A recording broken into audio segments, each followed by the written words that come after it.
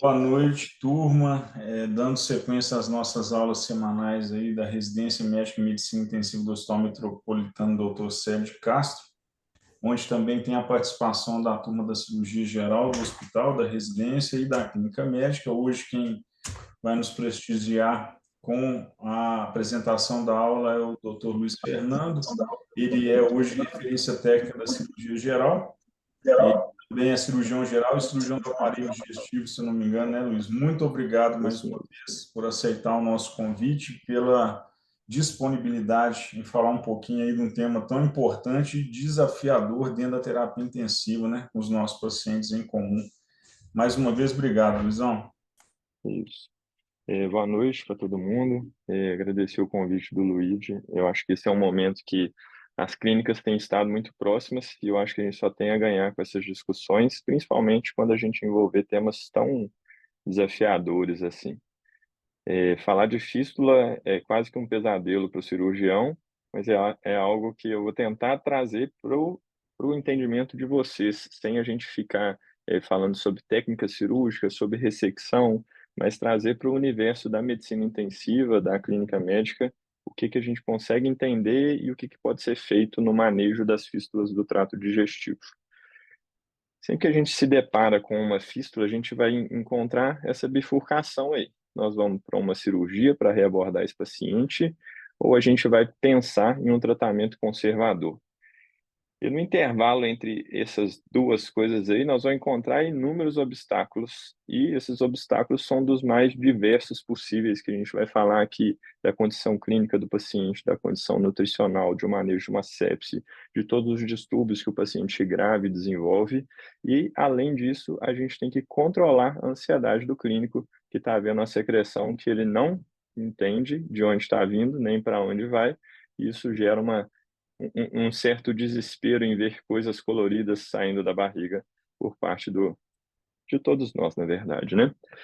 Mas fato é que no meio da cirurgia, quando a gente pensa em falar fístula, é quase igual no Harry Potter, a gente não quer nem falar o nome fístula, porque isso a gente fica com medo até de atrair. E quando o cirurgião se depara com essa situação da fístula, é isso aí. Quando vocês vão verem um cirurgião cabisbaixo, triste, choramingando pelos corredores do hospital, é o cirurgião que teve uma fístula, que está pensando como é que ele vai tratar, como que vão ser as possibilidades de solução desse problema enorme. E no objetivo dessa aula que eu trouxe para vocês hoje, eu queria que vocês saíssem daqui com alguns conceitos teóricos que são importantes a respeito das fístulas. Queria que a gente conseguisse chegar em um algoritmo do que é importante ser avaliado quando a gente se depara com a fístula, o que é importante do manejo clínico desse paciente fistulizado e quais que vão ser as propostas cirúrgicas, quando que elas vão ser possíveis, qual que é o melhor momento da gente intervir nessa fístula. Primeira coisa é a gente entender que fístula não é tudo igual. A gente tem uma definição inicial básica para a gente definir, diferenciar as fístulas internas de fístulas externas. As fístulas internas são aquelas em que comunicam dois órgãos, dois ou mais órgãos. Às vezes essa comunicação pode ser uma fístula enterovesical, uma fístula enteroentérica, enterocolônica, enterovesico-uterina. Então pode ser uma infinidade de possibilidades de fístulas que acontecem entre dois órgãos, que normalmente são órgãos que estão próximos, que estão ali em um processo inflamatório dentro de uma região, ou são órgãos que foram invadidos por um processo neoplásico e acabou causando essa contaminação, ou mesmo a partir de procedimentos cirúrgicos. Essas fístulas, elas podem ser assintomáticas ou sintomáticas, e elas vão passar a ser sintomáticas principalmente quando elas produzem a contaminação de um trato que antes era estéril, por exemplo, uma fístula enterovesical que começa a dar infecção urinária de repetição por conta de fecalúria. Já na fístula externa, tem a fístula enterocutânea, fístula colocutânea, fístula biliar direcionada. São fístulas que estão indo de um órgão diretamente para a superfície a partir de um trajeto epitelizado. E o trajeto epitelizado é o que torna o tratamento tão difícil, porque a partir do momento que esse trajeto ele existe, ele torna pouco provável o fechamento da fístula se ele tiver um trajeto muito curto, um trajeto labiado, com a mucosa exteriorizada. Então, a fístula externa ela se torna um desafio para o fechamento, e a gente vai falar principalmente desse tipo de fístula na aula, e a gente vai ver diferenças entre elas, entre o tipo, de onde vem, o que pode acontecer. Geralmente, 90% das vezes, as fístulas externas são pós-procedimentos cirúrgicos. Claro que pode ter uma invasão neoplásica de um tumor de cólon que invade a parede, obseda para a parede, perfura e sai fezes na parede. Isso pode acontecer, uma apendicite que faz um plastrão e esse plastrão ele consegue até ulcerar a parede, mas são coisas muito incomuns. A grande maioria das fístulas externas, 90%, são de origem de procedimentos cirúrgicos. Elas podem evoluir com a coleção desse conteúdo dentro da cavidade que está sendo exteriorizada em algum ponto, ou a exteriorização direcionada, que é um cenário menos dramático para o cirurgião quando essa fístula está direcionada, a depender do que nós encontramos lá. Antes da gente entrar propriamente no tratamento, é importante a gente conhecer quais são os fatores prognósticos para a gente pensar, essa fístula tem chance de fechar ou ela tem uma chance baixa de fechar? Os fatores de bom prognósticos, apesar da etiologia cirúrgica ser 90% das fístulas externas, é um fator de bom prognóstico frente à etiologia inflamatória, uma doença de Crohn, uma apendicite, uma diverticulite que fistulizou para um outro órgão, essas fístulas dificilmente fecham sozinhas. Já uma fístula cirúrgica, pode ser de baixo débito, principalmente, com um trajeto longo, são situações que aumentam a chance de um fechamento espontâneo. A fístula biliar, principalmente, a fístula pancreática, são fístulas muito benignas, diante de uma fístula entérica, por exemplo. Já as fístulas do trato digestivo alto, uma fístula duodenal, por exemplo, é um terror. Quando a gente abre um duodeno, é quase que vontade de sair da sala chorando mesmo, porque uma situação em que a gente vai ter uma fístula de alto débito, com secreções digestivas, e que provavelmente vai ficar numa posição muito difícil de ser acessada, vai ficar próximo de muitos órgãos que são difíceis de ser abordados, são difíceis de serem abordados.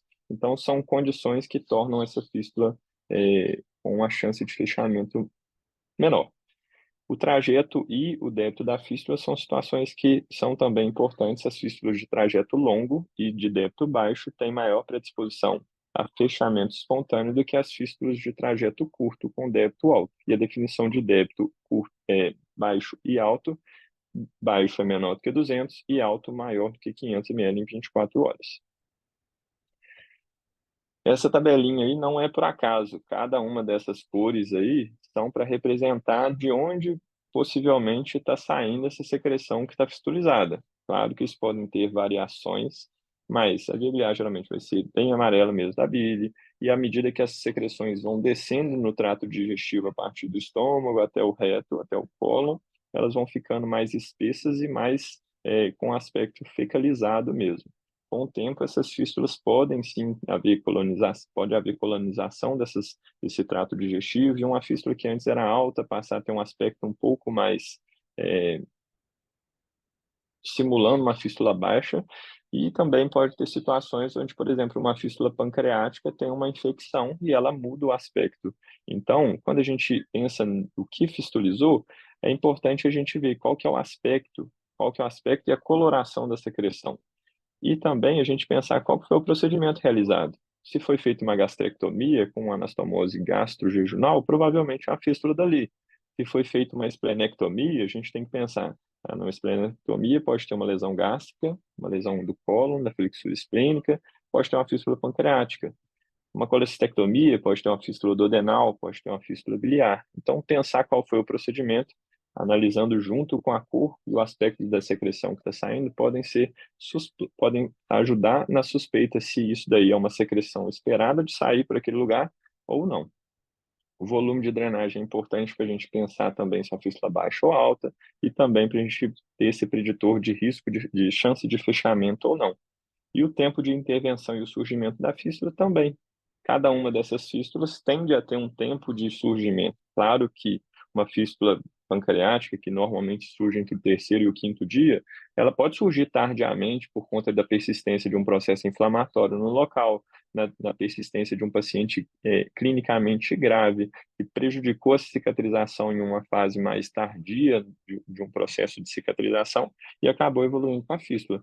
Mas, de uma forma geral, quanto mais alto no trato digestivo ou quanto mais fluida a secreção, mais precoce tende a ser essa fístula. Quanto mais tardio quanto mais baixo e mais espessa a secreção, mais tardio tende a ser esse processo de fistulização após um procedimento.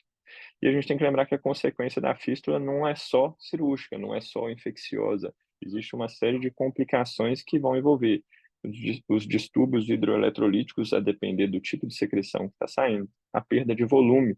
Se a gente pensar no intestino delgado, passa de 6 a 8 litros de secreção por dia, em 24 horas. É, só do estômago são 3 litros, de via biliar 600 ml, de pâncreas 400 ml, mais 2 litros de secreção entérica produzida nesse processo de passagem por dentro do delgado. Se a gente pensar uma fístula alta, um débito pode chegar a 3, 4 litros por dia, além da perda de volume, bicarbonato, íons, tudo que é perdido ali, a gente tem que considerar nas contas e na reposição que é feita. Essa é uma parte muito importante que nós vamos falar na frente, mas de uma forma geral, o manejo das fístulas, ele se estrutura a partir desse tripé: o tratamento da sepse, a nutrição do paciente e a correção de distúrbios hidroeletrolíticos. Mas o que eu queria que a gente conversasse aqui é tentar seguir protocolos que já existem. A gente, às vezes, quando se encontra em situações difíceis, a gente começa eu acho que tem que ser feito assim, eu gosto que seja feito assim, mas tudo existe protocolo e talvez vocês vão falar até melhor que eu, mas cirurgião adora seguir o que ele gosta ou o que ele viu que deu certo no caso anterior.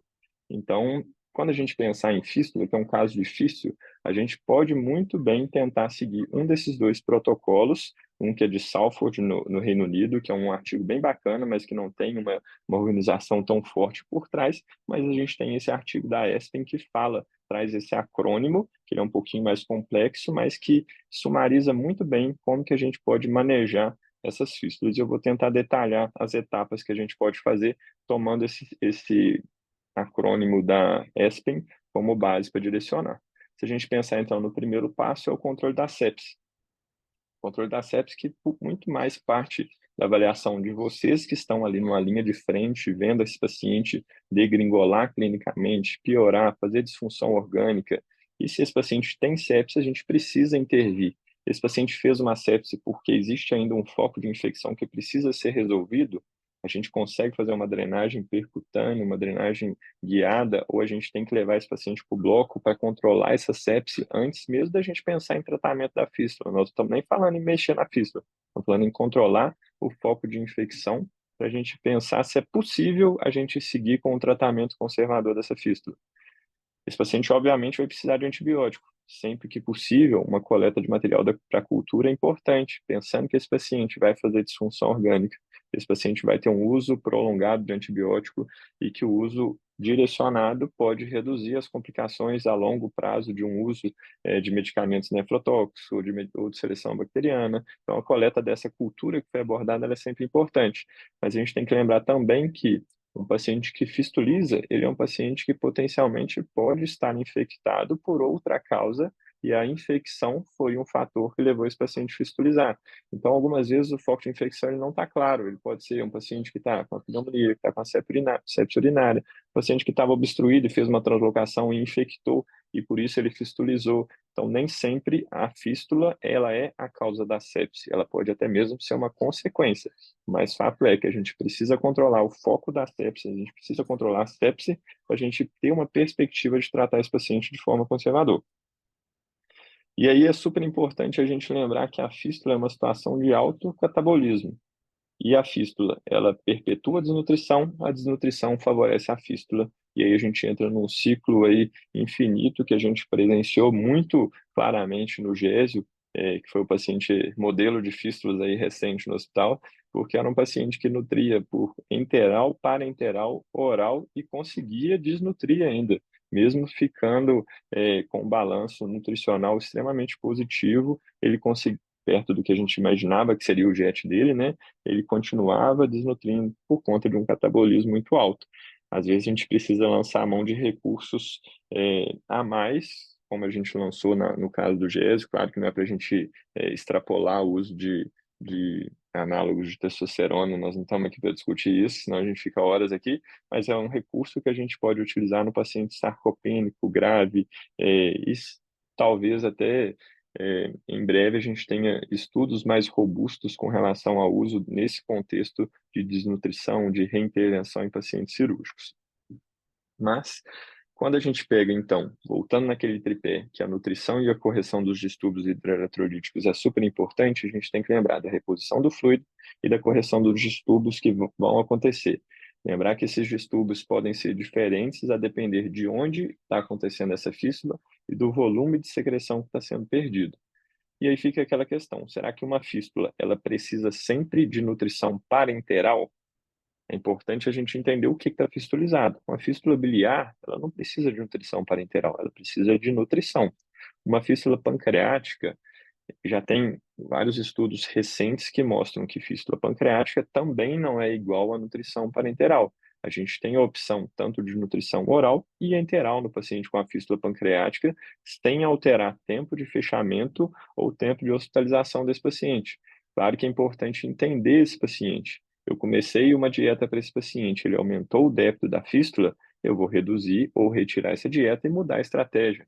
A gente sempre pensa na nutrição enteral, que eu vou falar daqui a pouquinho, por a gente considerar os benefícios dela e os malefícios da nutrição parenteral relacionados aos riscos de complicação de catéter, de sepsis cutânea. Então, é importante a gente lembrar que a nutrição parenteral ela não é uma verdade absoluta no tratamento das fístulas, mas é um recurso super importante, principalmente nas fístulas enterocutâneas, porque ela vai reduzir muito quando a gente coloca um paciente em nutrição parenteral total e retira a via enteral, ela reduz as secreções gastrointestinais em 30 a 50%. E isso pode não só facilitar o manejo da fístula, como pode diminuir o tempo de fechamento. Mas a nutrição também tem outro papel, além de prover uma via nutricional para um paciente que pode potencialmente ter uma fístula alta e não conseguir nutrir, ela pode ajudar na correção dos distúrbios hidroeletrolíticos que às vezes a gente não consegue com a reposição. A gente tinha um paciente recente, eu esqueci qual, eu discuti com o pessoal do CTI, que ele estava fazendo uns distúrbios hidroeletrolíticos que não conseguia repor e que mito, foi para o CTI agora, foi Dona Oswaldina, que a gente acabou iniciando a nutrição parenteral para ela, para uma correção de associada ao suporte nutricional para correção dos distúrbios. Então a gente pensa que a nutrição parenteral, ela tem todos esses benefícios, ela não é uma verdade absoluta, mas ela é muito útil. E a nutrição enteral vai ter o seu espaço. Ela é super importante e deve ser sempre considerada. Ela vai promover trofismo da mucosa, vai diminuir a chance de translocação. Mas nem sempre ela vai ser possível, né? Se for uma fístula alta, muito com débito alto, que a gente não consegue prover uma via alimentar enteral após o local da fístula, não adianta. Então, esse paciente aí, essa foto que é de um paciente conhecido nosso do serviço, é, a gente vê que ele tinha fístula, tinha mais de uma fístula, e a gente conseguiu adequar é, curativo Tabajara, acho que é o melhor termo para a gente falar aí, onde a gente colocou várias sondas para a gente fazer o direcionamento do débito da fístula, o que é muito importante para um próximo passo que a gente vai falar aí, que é o cuidado com a pele. A gente conseguia nutrir esse paciente através da boca distal, que é a fistulóclise, que é super importante, porque ela não aumenta o débito da fístula, a gente coloca uma sonda ou um dreno na boca distal, ela não faz aumentar o débito que está vindo da boca proximal, a gente tem um estímulo e todos os benefícios que a gente pode ter da nutrição enteral, desde que seja num segmento mais alto, se for muito baixo não vai adiantar, esse paciente vai perder tudo isso a partir da diarreia, e a gente pode fazer todo esse manejo ali a partir dessas sondas e drenos, que são uma situação cirúrgica que a gente intervém, novamente falando, não pensando no fechamento da fístula, a gente está pensando no cuidado do paciente fistulizado. E a nutrição oral, ela vai ter um papel, muitas vezes, de conforto para esse paciente que está fistulizado. Às vezes a gente vai tolerar um aumento da fístula, um aumento da drenagem, desde que não tenha granola para não entupir todos os aspiradores do hospital e desde que a gente consiga manejar esse débito sem prejudicar o cuidado com a ferida. Mas a gente tem que lembrar que esse paciente é um paciente grave, é um paciente que tem riscos, inclusive de óbito, e que a gente pode fornecer um conforto para ele mesmo, que seja o picolé de limão, que seja uma comida que ali é um agrado temporário para um paciente de internação prolongada, mas ela normalmente não vai ser um recurso para nutrir esse paciente, porque a gente vai ter uma dificuldade muito grande de fornecer nutrientes a partir dessa nutrição oral. Claro que nós estamos falando para fístulas do trato digestivo, fístula biliar, fístula pancreática é outra história.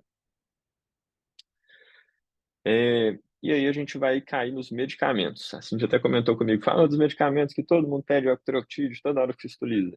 Vamos lá, a gente tem outros recursos, não só octreotide. A gente tem os inibidores de bomba de próton, pantoprazol, omeprazol, que podem ser utilizados para reduzir a produção de secreção gástrica e reduz o volume de secreção gástrica, assim como diminui a acidez dessa secreção e pode favorecer ali um cuidado de uma pele que está sendo destruída por uma secreção gástrica, no caso de uma fístula alta.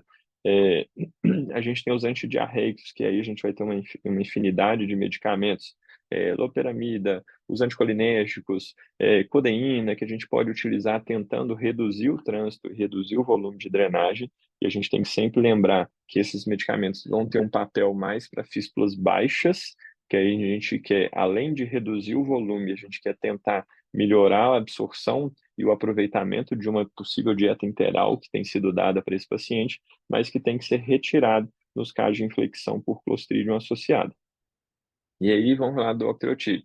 O octreotide é super polêmico, é super dinâmico o que a gente encontra com relação ao octreotide, mas o que tem de estudo mais recente? O octreotide, sim, diminui o tempo de fechamento de uma fístula intercutânea, mas sem alterar a taxa de fechamento espontâneo. Não quer dizer que você usar o octreotide, aquela fístula vai fechar mais do que se você não usar. Ele pode sim reduzir o tempo de fechamento por um mecanismo de redução de volume de drenagem ali, que facilita muitas vezes o manejo, facilita o cuidado com a pele, facilita a correção dos distúrbios hidroeletrolíticos, a perda de volume. Então, se a gente pensar, o octreotide tem um papel muito lógico aí. Se a gente estiver pensando numa fístula de alto débito que está consumindo esse paciente, que está dificultando todos esses outros pilares do tratamento da fístula. Mas não é um medicamento que vai alterar, que vai fazer uma fístula fechar ou não, porque a gente usou octreotide. Mas é um medicamento, sim, muito útil. Não é para a gente ficar usando, fistulizou octreotide, não é essa a lógica. Mas é um medicamento que tem papel, tem uso, a gente tem que lembrar que tem consequências, inclusive a gente que está no SUS tem que lembrar do custo disso, é um custo alto, por um uso que não pode ser muito prolongado, tanto pelo custo quanto pelas complicações que o octreotide pode causar a longo prazo, mas é um medicamento muito útil, tá? Em determinados casos, principalmente. E os cuidados com a ferida? Aí é um cuidado multidisciplinar absurdo, envolve muito a gente ter a equipe de enfermagem próxima, entender a importância desse cuidado com a ferida, porque olhando para essa imagem, por exemplo, se a gente olhar para ela aí, a gente fala assim, nossa, que coisa horrorosa. Mas se vocês olhassem para essa ferida 2 semanas antes, vocês iam achar essa daí maravilhosa. Eu que não tive a foto anterior para colocar nessa aula, mas é uma ferida que estava totalmente consumida por secreção digestiva que estava caindo. Então fez granulomas, abriu vários pontos de laceração. Então isso vai dificultando a gente pensar que essa ferida vai ter um fechamento em algum momento, porque essa pele vai ficando toda comprometida até para a gente pensar em fechar isso daí no futuro próximo. Então, o cuidado com a ferida é muito importante da gente envolver a enfermagem, é a parte mais difícil, porque envolve o controle do débito, envolve usar um octreotide, reduzir dieta, usar uma parenteral. Todos os raciocínios, eles são convergentes. Por isso que eu gostei desse organograma aí da ESPEN, porque a gente consegue ver a relação entre cada uma das etapas que a gente está conversando. E aí, beleza, nós vamos estudar essa fístula. E os exames de imagem vão ser super importantes para isso. A tomografia vai ser o exame principal, tomografia principalmente com contraste venoso, porque a gente quer tentar ver coleção. Se esse paciente tem coleção, A gente volta lá na primeira etapa, que é a avaliação e o cuidado da sepse. A gente precisa excluir a sepse, os focos de sepse. E a tomografia vai ter essa função. A colangiografia ou a colangirressonância vão ser importantes para as fístulas biliares e pancreáticas, a ressonância de pelve para as fístulas do reto, fístulas entrovesicais, vesicuterinas, fístulas anais. A ressonância é muito mais importante e a gente tem a fistulografia como um recurso super interessante. A gente pensar nessa imagem aqui mesmo. Será que essa sonda que está dentro do intestino, ela está proximal ou ela está distal? Como que eu posso avaliar? Às vezes o abdômen está bloqueado, eu não consigo saber. Eu posso injetar contraste e fazer radiografias seriadas ou mesmo a tomografia e entender se isso daí é um segmento proximal ou distal para a gente pensar, nós vamos usar isso daí como uma via de nutrição ou como uma via de direcionamento de secreção. E aí a gente vai num outro embate que é super comum da gente ter entre as equipes, e principalmente entre a cirurgia e a radiologia, que é o uso da tomografia com contraste oral. Será que de fato tem evidência? Fistulizou? É para todo paciente fistulizado, a gente vai usar a tomografia com contraste oral? Primeira coisa é a gente entender se o contraste oral vai passar naquele segmento que a gente está pensando que está fistulizado ou não. Vamos pensar numa bile digestiva, que a gente fez um Y de Roux. Se a gente está suspeitando de uma fístula lá do jejum, do jejum que foi grampeado próximo da anastomose biliar, se a gente fizer contraste oral, não vai adiantar.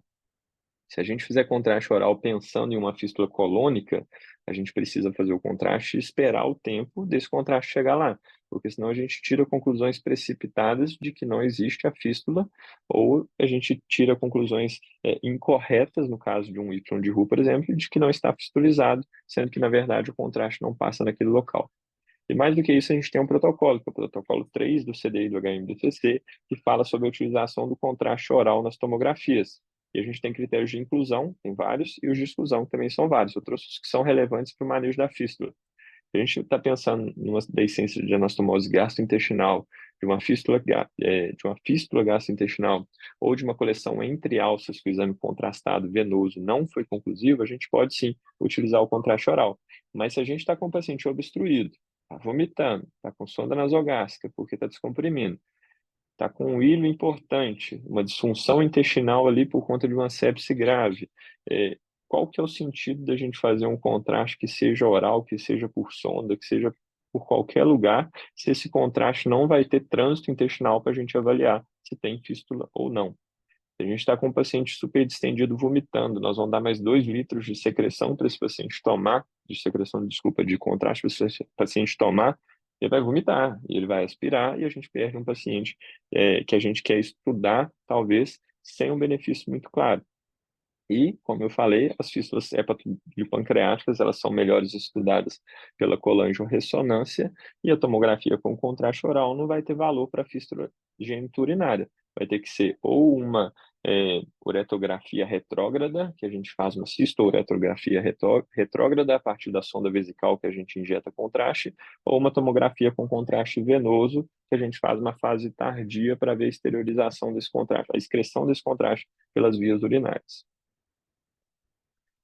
E aí a gente chega na questão do tratamento cirúrgico, que eu achei que não valia muito a pena a gente detalhar aqui pelo teor da nossa conversa, mas só para a gente sintetizar alguns pontos importantes. O fechamento espontâneo, na literatura, ele acontece de 30% a 60% dos casos. Então, é importante a gente ter uma estatística dessa para a gente raciocinar em cima, porque é um número robusto. A gente pensar que a cada 10 fístulas, de 3 a 6 fecham de forma espontânea, se a gente conseguir dar todas essas condições que nós estamos conversando para esse paciente, é um paciente que potencialmente não precisa ser operado, porque a cirurgia ela vai envolver riscos de novas fístulas. E para a gente pensar nisso, a gente usa muito esse tempo de fechamento. A maioria das vezes, 90% acontece entre 4 e 6 semanas.